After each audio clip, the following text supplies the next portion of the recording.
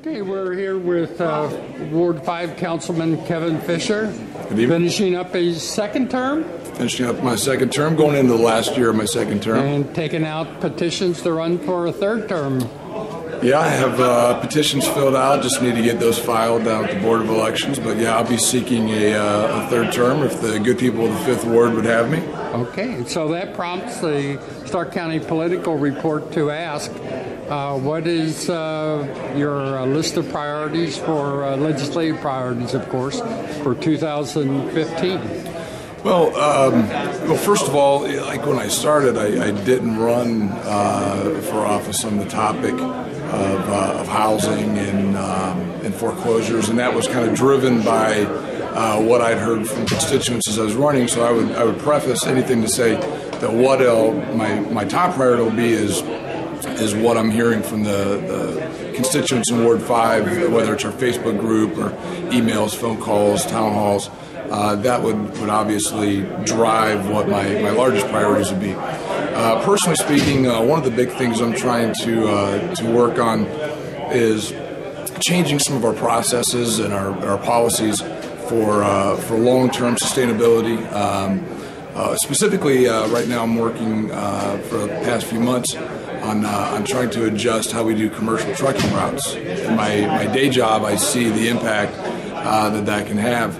But throughout the city, you'll see, because our planning hasn't been hasn't been perfect or not even necessarily good in years past, you see a lot of mixed-use neighborhoods, commercial, industrial, residential, all put together.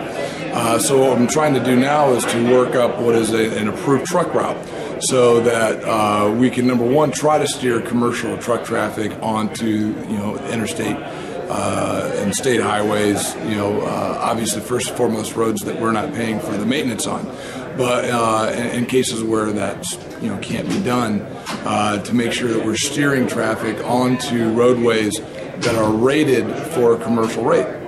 Now that may not sound all that exciting, but what that does is, as we're trying to catch up on our road paving to try to reduce the impact that commercial truck traffic coming out of large industrial plants, reduce the impact that has on our streets. Because, if you think about a residential side street in the city, it may be rated to hold 5 tons, 10 tons, but you'll have trucks at 40 tons going across it, particularly in the spring, that tears up the roads, and you end up, like we are now, $10 million, $9 million, $10 million behind in paving. You would really preferably like to, as you're paving these roads, put in steps into place so that we're not constantly going back and repaving the roads every year by directing traffic into areas that can handle it. One of the other things that's going to be a priority for me is, we had a debate tonight on the Onesto, and we've had other, that's bond money that was used alone, and is weighing the positives and the negatives on borrowing, because we've, as a city, have kept our debt very low. And I know, Martin, you've been at some more comprehensive plan meetings, you'll see that's one of the things that was pointed out as a positive of the city, is that we've have less than 1% of our budgets dedicated toward debt servicing. Well, as the state continues to reduce our revenue through local government fund cuts, House Bill 5, and things like that, you have to be mindful of what monies can be used to fill that gap. And we currently spend about $2.5 million a year in bond repayment through the capital improvement budget. I'd really like to see that number not increase as we issue bonds.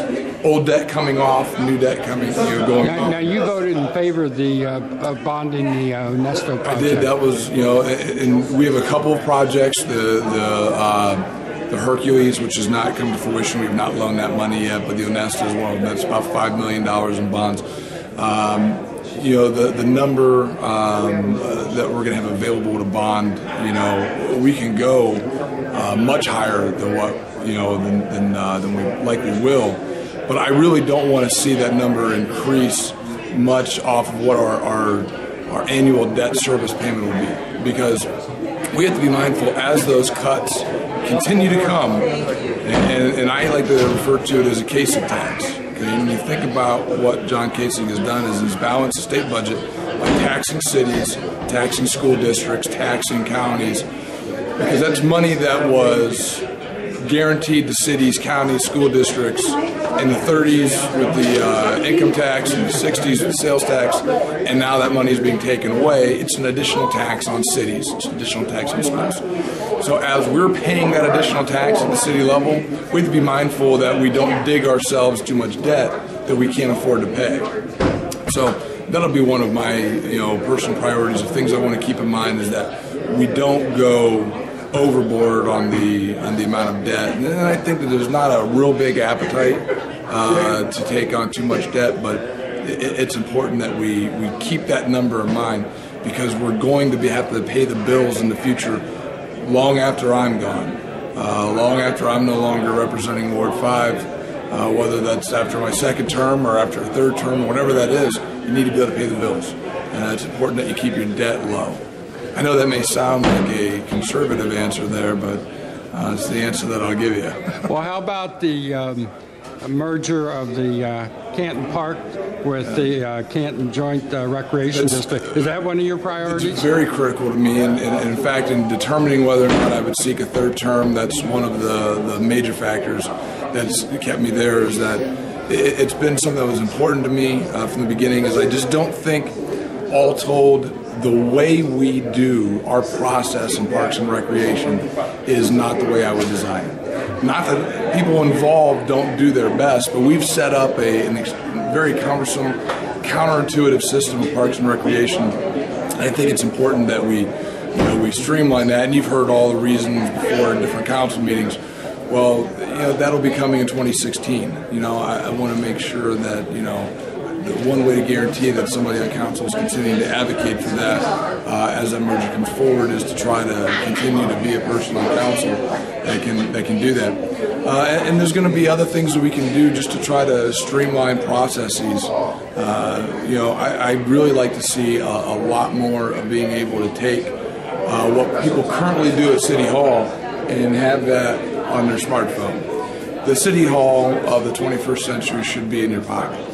Things that you normally had to come downtown to do, apply for permits, or even watch a council meeting, as we've talked about with being able to stream council meetings, you should be able to do from your phone, from your laptop, from your tablet. There's less and less reason now with the available technology to make people have to leave work in the middle of the day to go do things that they can do, from their office, from their phone. And I think it's just one of those things that we need to make sure that we're constantly finding ways we can make it easier for citizens to interact with the city and to utilize city government. Okay. Well, thank you, Kevin Fisher, Councilman, Ward 5, City of Canton. Thanks, Marty.